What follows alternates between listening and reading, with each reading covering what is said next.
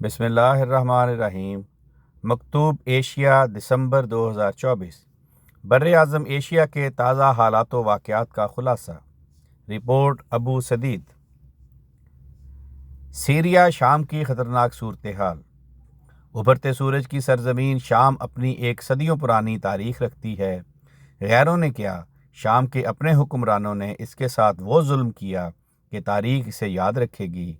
شام میں opposition forces کے دارالحکومت دمشق کا کنٹرول حاصل کرنے کے بعد 24 سال سے برسر اقتدار بشار الاسد کی آمریت کا خاتمہ صرف 11 دنوں میں ہو گیا۔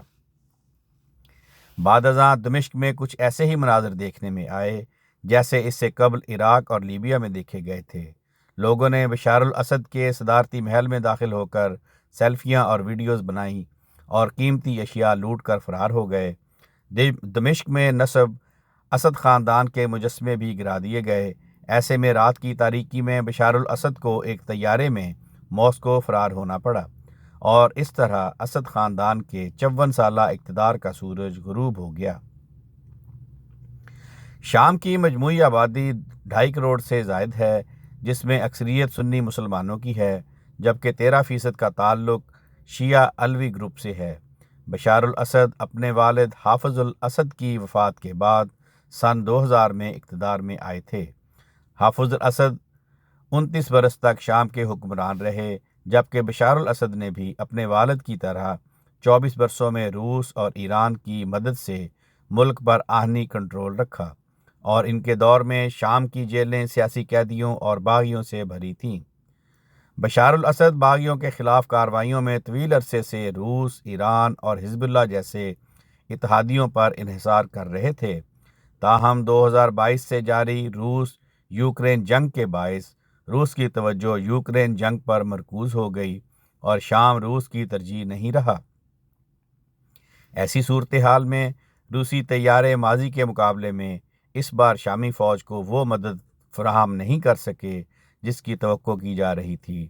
دوسری طرف ایران کی قیادت کو رواں سال اسرائیلی حملوں میں بھاری جانی نقصان اٹھانا پڑا اور اسرائیل ایران کشیدگی کے باعث ایران کی خطے میں گرفت کمزور پڑ گئی۔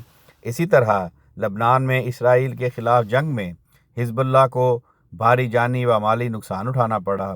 موجودہ صورتحال کا شام کے باغیوں نے بھرپور فائدہ اٹھایا اور وہ منظم ہو کر حکومت کے خلاف بغاوت میں کامیاب رہے۔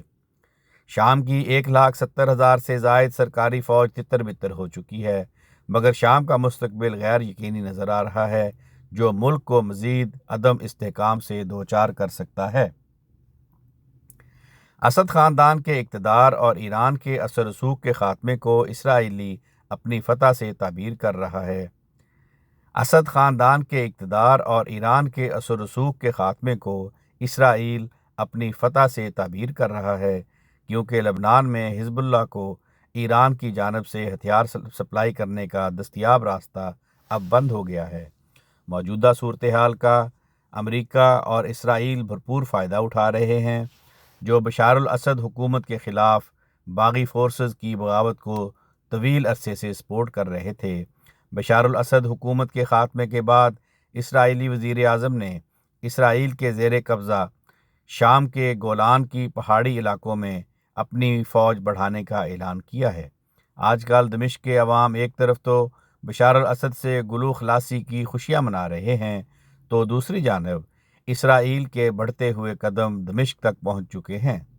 نہ صرف دمشق تک اسرائیلی فوج رسائی حاصل کر چکے ہیں، بلکہ دمشق پر گولہ و بارود برسا کر اسے تہس نہس کرنا بھی شروع کر دیا ہے۔ اسرائیلی فوجیوں نے جب غزہ پر یلغار کی تو دنیا سراپا احتجاج ہوئی۔ 1 سال سے تجاوز کرتے اسرائیلی مظالم یہاں تک آ پہنچے ہیں کہ ظلم کا سلسلہ دوسرے سال کے تیسرے ماہ میں داخل ہو چکا ہے۔ ایسے میں شام کے حالات اس نہج کو پہنچے کہ وہاں باغی کامیاب ہوئے تو موقع پاتے ہی اسرائیل بھی جا پہنچا اور جاتے ہی وہاں کی پہاڑیوں اور علاقوں پر قابض ہو گیا، اور اب وہ شام کی سلامتی پر وار کرنا چاہتا ہے۔ اقوام متحدہ کے جنرل سیکریٹری شام پر اسرائیلی کارروائیوں کو اس کی سلامتی پر حملہ قرار دے رہے ہیں، لیکن اقوام متحدہ کے جنرل سیکریٹری یا اقوام متحدہ کے کسی قرارداد یا دنیا کے کسی دباؤ کو اسرائیل نے خاطر میں رکھا ہی کب ہے۔ شام میں بشار الاسد کی حکومت کا خاتمہ ایسا لگتا ہے کہ گویا ایک ایسا عمل ہے جیسے شام کو ایک آمر سے نجات دلا کر عالمی دہشت گردوں کے سپرد کر دیا جا رہا ہو۔ دنیا میں وقوع پذیر ہونے والے واقعات سے جو قومیں سبق سیکھتی ہیں وہی کامیاب ہوتی ہیں۔ اگر لیبیا، عراق اور شام کے عوام، حکمران اور فوج متحد ہوتے تو شاید آج ان کا یہ حشر نہ ہوتا۔ غزہ، لبنان، عراق اور شام میں پیش آنے والے واقعات ایک وارننگ ہیں۔ روس کی طاقت اور ایران کی مدد کے باوجود شام کی حکومت کو غیر منظم باغیوں کے ہاتھوں شکست و ریخت کا سامنا ہونا اس بات کی دلیل ہے کہ آج بھی ایک ہی سپر پاور ہے۔ دوسرا، صدر ٹرمپ کے آنے کے بعد شاید یہ ڈیل طے ہو گئی ہے کہ امریکہ یوکرائن کی حمایت بند کر دے گا اور اسے روس کے رحم و کرم پر چھوڑ دیا جائے گا، اور جواباً روس امریکہ کو مڈل ایسٹ میں کھل کھیلنے کا موقع فراہم کرے گا۔ ایران کے وزیر خارجہ عباس عراقچی نے کہا ہے کہ انہوں نے شام میں موجود مختلف فریقوں سے بات چیت کی ہے۔